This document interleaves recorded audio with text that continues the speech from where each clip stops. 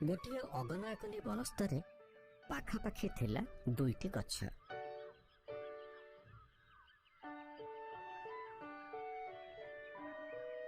ଗୋଟିଏ ଗଛରେ ରହୁଥିଲେ କୁଆ ଆଉ ତା ଛୁଆ, ଅନ୍ୟ ଗଛରେ ରହୁଥିଲେ ଶୁଆ ଆଉ ତା ଛୁଆ। ଶୁଆର ଥିଲା ଅତି ଶାନ୍ତ ସ୍ୱଭାବ, ଅପରପକ୍ଷରେ କୁଆର ଥିଲା ବହୁତ ଉଗ୍ର ସ୍ୱଭାବ। ପାଖାପାଖି 2ଟି ଗଛରେ ରହୁଥିବାରୁ ଦୁହିଁଙ୍କ ଭିତରେ ମିତ୍ରତା ତ ଥିଲା, କିନ୍ତୁ କୁଆଟି ଶୁଆକୁ ଆଦୌ ସହିପାରୁନଥିଲା।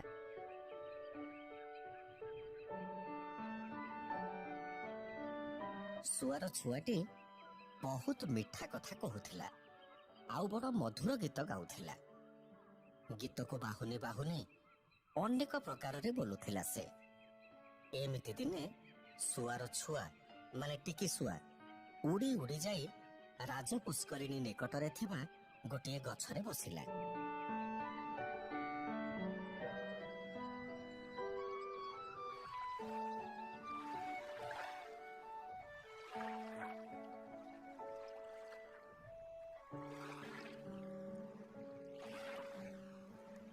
ପୁଷ୍କରିଣୀରେ ରାଜଜେମା ସ୍ନାନ କରୁଥିଲେ, ଆଉ ରାଜଜେମାଙ୍କୁ ଦେଖି ଟିକି ଶୁଆ ଗୀତ ଗାଇବା ଆରମ୍ଭ କଲା। ବେଳ ଗଡ଼ି କଲେ ମା ଭାବୁଥିବ ଟିକି ଶୁଆ କେଣି ଗଲା, ରାଜ ପୋଖରୀରେ ମୁହଁ ଧୋଉ ଧୋଉ ଟିକି ଶୁଆ ବୁଡ଼ି ମଲା। ଏଇ ଗୀତଟି ଶୁଣି ରାଜଜେମାଙ୍କ ମନ ଭାରି ଖୁସି ହେଇଗଲା।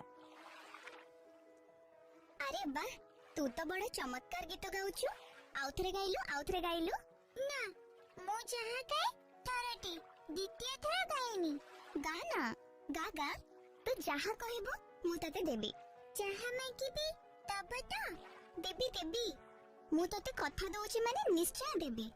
ହଉ ଶୁଣ, ମତେ ସୁନା, ରୂପା, ହୀରା, ନୀଳା ଯାହା ତମ ପାଖରେ ଅଛି ତମେ ଦବ। ରାଜଜେମାଙ୍କ କଥା ଶୁଣି ଟିକି ଶୁଆ ବି ଉତ୍ସାହିତ ହୋଇ ପଡ଼ିଲା। ସେ ମନେ ମନେ ଭାବିଲା, ଯାହା ହଉ ମତେ ଆଜି ପୁରସ୍କାର ମିଳିବ। ଯାହା ମିଳିବ ମୋ ମାକୁ ନେଇ ଦେବି। ଆରେ ଗାଉନୁ, ଆଉ ଡେରି କାଇଁ କରୁଛୁ? ବେଳ ଗଡ଼ି କଲେ ମା ଭାବୁଥିବ ଟିକି ଶୁଆ କେଣି ଗଲା, ରାଜ ପୋଖରୀରେ ମୁହଁ ଧୋଉ ଧୋଉ ଟିକି ଶୁଆ ବୁଡ଼ି ମଲା। ରାଜଜେମାଙ୍କୁ ବହୁତ ଖୁସି ଲାଗିଲା ଶୁଆର ଗୀତ ଶୁଣି। ସେ ତୁଠ ଉପରକୁ ହୀରା ନୀଳାମାନ ସବୁ ଫୋପାଡ଼ିଲେ।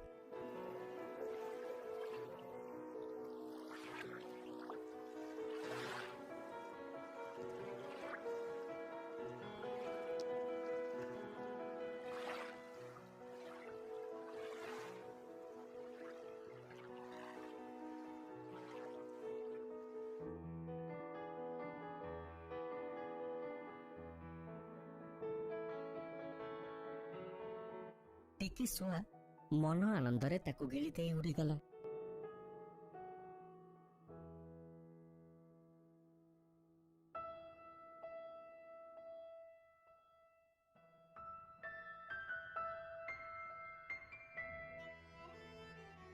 ଆଉ ମା ଶୁଆ ପାଖରେ ପହଞ୍ଚି ତାକୁ ବାନ୍ତି କଲା।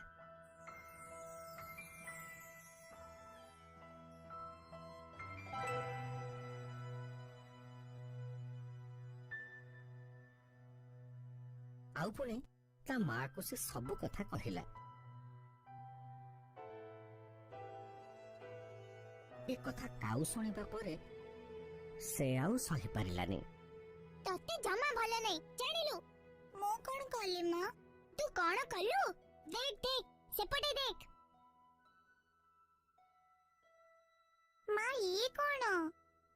ଶୁଣ, କାଲି ସକାଳେ ରାଜ ପୁଷ୍କରିଣୀ ପାଖରେ ପହଞ୍ଚିବୁ, ଆଉ ସେଠି ରାଜଜେମାଙ୍କୁ ଗୀତ ଶୁଣି ତାଙ୍କ ମନ ମୋହିବୁ, ଯାହା ଫଳରେ ତତେ ଏମିତି ସୁନା, ରୂପା, ହୀରା, ନୀଳା ସବୁ ମିଳିବ। ରାତି ପାହି ସକାଳ ହେଲା।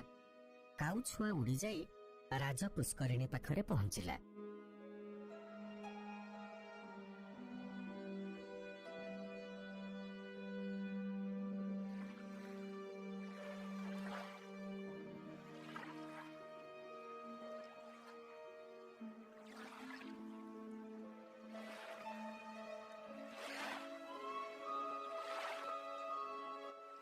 ତ ଗୀତ ଗାଇ ଆସେନି, ସେଥିପାଇଁ ସେ କା କା ରାବ ଦେଲା।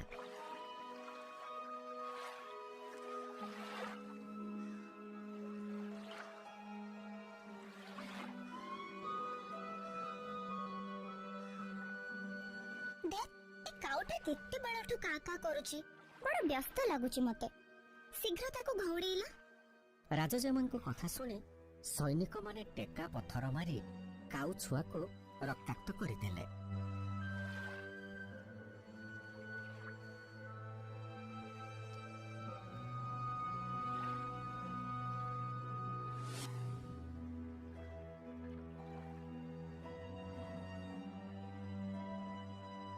ଆଉ ସେ ମା କାଉ ପାଖରେ ଯାଇ ପହଞ୍ଚି ତାକୁ ସବୁ କଥା କହିଲା।